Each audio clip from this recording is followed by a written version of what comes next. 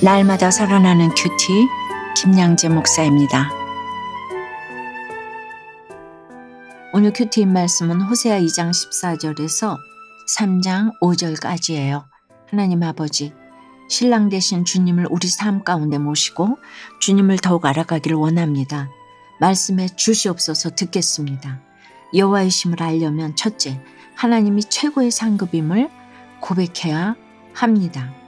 오늘 2장 14절 15절에 하나님의 위로를 받게 하려면 타일러스 거친 들로 데리고 가야 한다고 하세요. 그저 채워주고 받아주고 메워주는 것이 위로는 아닙니다.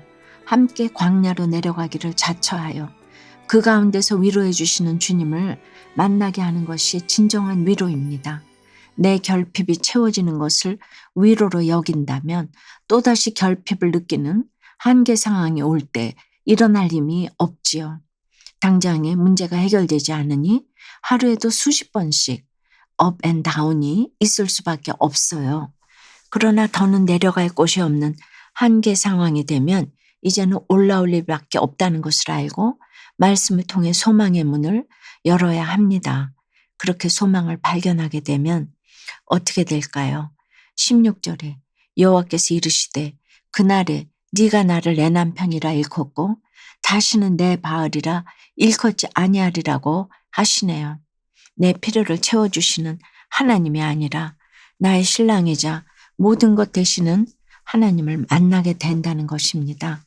하나님 자체가 상급이 되어서 17절 말씀처럼 바알들의 이름을 그의 입에서 제거하여 다시는 그의 이름을 기억하여 부르는 일이 없게 되는 것이 바로 소망의 날이에요. 그러니 우리는 하나님이 나의 신랑 되어 주시는 것을 응답으로 삼아야지 내 필요가 채워지는 것을 응답으로 삼으면 안 되는 것입니다. 18절에 그날에는 내가 그들을 위하여 들짐승과 공중의 새와 땅의 곤충과 더불어 언약을 맺으며 또 이 땅에서 활과 칼을 꺾어 전쟁을 없이 하고 그들로 평안히 눕게 하리라고 하세요. 이 땅에서의 전쟁은 활과 칼이 반드시 필요하지요. 그런데 세상 가치관으로 열심히 공부하고 최선을 다해서 일하는 것은 결국 전쟁하기 위해서, 남을 찌르기 위해서입니다. 다시 말하면 이기고 또 이기기 위한 싸움이라는 것이죠. 아무리 나 혼자 칼을 갈고 활을 쏘는 연습을 해도 평안할 수가 없습니다. 그런데 소망의 그날에는 모든 활과 칼이 보습, 즉 농기구가 되어 남을 유익하게 하는 도구로 바뀌게 됩니다. 이기기 위해서가 아니라 남을 유익하게 할 때 평안히 눕게 된다는 것이에요. 여러분 어떠세요? 나의 결핍이 채워지는 것만 바라며 그것을 응답으로 여기지는 않나요? 말씀으로 타이름을 받아서 광야로 내려간 곳은 어디입니까? 거기서 소망이신 주님을 만나 위로를 경험하셨나요? 여호와의 심을 알려면 둘째, 죄인인 우리를 긍휼히 여겨주셨음을 고백해야 합니다. 19절 20절에서 하나님은 이스라엘에게 장가들어 영원히 살겠다고 하십니다. 우리가 잘나서가 아니라 오로지 하나님이 은총과 긍휼로 우리를 찾아오시겠다는 거예요. 그래서 믿음은 구원받은 자에게 값없이 주어지는, 그렇지만 가장 값진 선물입니다. 21절 22절에 여호와께서 이르시되 그날에 내가 응답하리라. 나는 하늘에 응답하고 하늘은 땅에 응답하고 땅은 곡식과 포도주와 기름에 응답하고 또 이것들은 이스라엘에 응답하리라고 하십니다. 신랑이신 주님을 알아보고 내 삶에 모시게 되면 그때부터 하나님의 응답이 보이고 들리게 되지요. 이 땅에서 밥 먹고 사는 것도 어떤 축복이나 저주의 사건도 하나님이 응답하시는 사건입니다. 결국 우리가 응답받지 못하는 이유는 신랑이신 주님을 내 삶에 먼저 모시지 않았기 때문이에요. 23절에서 주님은 내가 나를 위하여 너희를 이 땅에 심고 긍휼히 여기며 내 백성으로 삼겠다고 하십니다. 우리는 하나님 때문에 하나님을 위하여 이 땅에 심긴 신분입니다. 긍휼히 여김을 받지 못하고 죄 때문에 하나님의 백성이 될 수 없었던 100% 죄인인 우리를 향해 너는 내 백성이다 하고 먼저 불러주셨다는 거예요. 내가 주님을 사랑한 것이 아니라 주님이 먼저 나를 사랑하셔서 불러주셨음을 깨닫는 것이 부르심, 즉 소명이고 그것이 우리 믿음의 근간입니다. 우리가 얼마나 긍휼히 여김을 받았는지 그 감격이 있을 때 그 어떤 사람도 사랑할 수 있지요. 내가 죄인이라는 개념이 없으면 그저 행위로 남들을 판단할 뿐이에요. 적용 질문입니다. 신랑이신 주님을 만나서 어떤 사건도 하나님의 응답하심이라고 해석하나요? 내가 구원에 긍휼함을 입은 100% 죄인이라는 감격이 있습니까?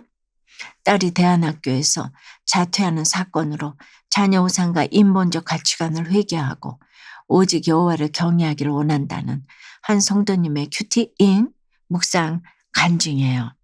저희 부부에게는 늦은 나이에 선물로 주신 귀한 외동딸이 있어요. 아내는 딸의 초등학교 입학을 앞두고 집에서 상당히 먼 비인가 대안학교에 관심을 두었지요. 저는 공교육의 문제점과 학생들의 미디어 사용 제한 방침 등에 공감하여 결국 입학에 동의했어요. 그런데 2학기가 시작되자마자 딸의 담임교사와 교사회 측의 갈등이 드러나더니 담임교사에게 학기 중 해임의 중징계가 내려졌어요. 징계 찬반의 수위를 놓고 대립과 반목을 거듭하다 딸은 1학기 과정도 마치지 못하고 학교를 떠나게 되었습니다. 저희 부부는 학교와 담임교사의 무례한 언행에 크게 실망했어요.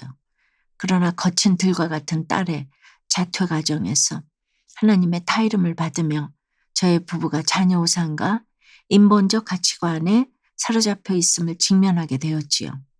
이는 곧 다른 신을 섬기는 이스라엘 백성과 다를 바 없는 모습이었어요.